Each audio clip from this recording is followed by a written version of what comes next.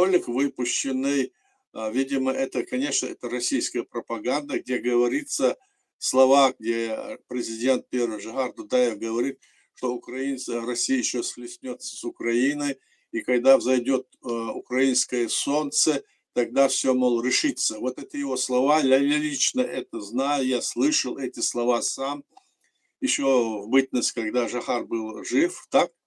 И теперь я вижу, распространяет ролик, в котором здесь добавляет слова, якобы это сказал Жахар Дудаев. Что здесь дело в том, что, значит, если это все делают, эту всю войну, это организовывают евреи, они в конечном итоге придут в Украину, захватят, и там будут уже еврейские школы, языка украинского не будет, и все такое. Вот такая вот добавка идет. Это провокация. Это провокация направлена против украинцев, против чеченцев и против Израиля, которые дружат между собой сейчас в этой схватке, которая идет. Мы знаем, вот какую провокацию сегодня готовят господа из Кремля. Это их пропаганда. Этому верить нельзя. Я как свидетель тому могу сказать, что этого не было.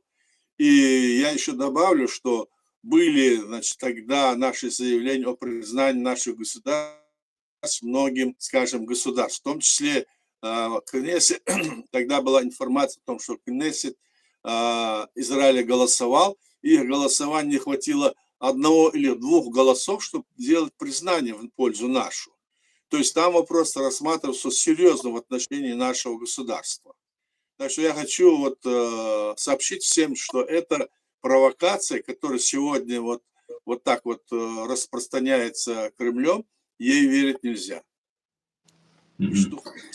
Спасибо, Аят. И знаете, еще очень сильно распространялась информация, что на Кавказе, у нас там живут наши горские евреи, и что на Кавказе евреи хотят создать новый Иерусалим, там новые, там туда-сюда.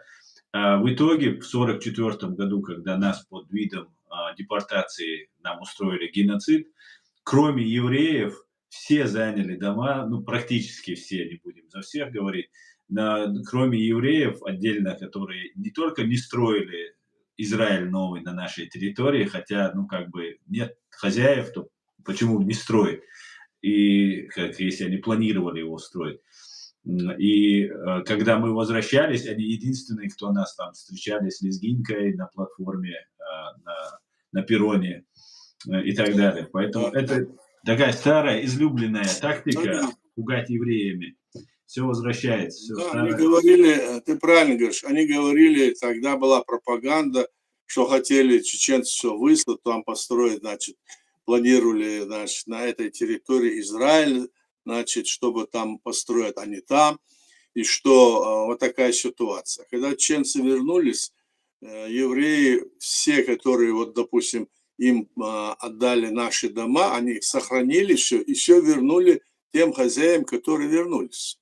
Никаких проблем. А с некоторыми другими представителями соседних народов, не народами, а некоторыми представителями проимперских, с ними была большая, значит, проблема. Они не хотели освобождать эти дома. До сих пор даже в некоторых местах это существует. Это существует и в Ингушетии, пригородный район они захватили, передали туда, где раньше ингуши жили. Ну и в Дагестане такая же ситуация.